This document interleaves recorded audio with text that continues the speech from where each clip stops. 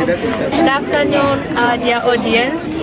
This is Senior Theory class, literature class, ready to present for you a poem entitled After the Rains. Be blessed as you listen. After the thirsty earth has sucked in water, soft darkness of rich sun attracts the wandering eye. The grass along paths shoots to the west, as they eagerly nibble at fresh chips.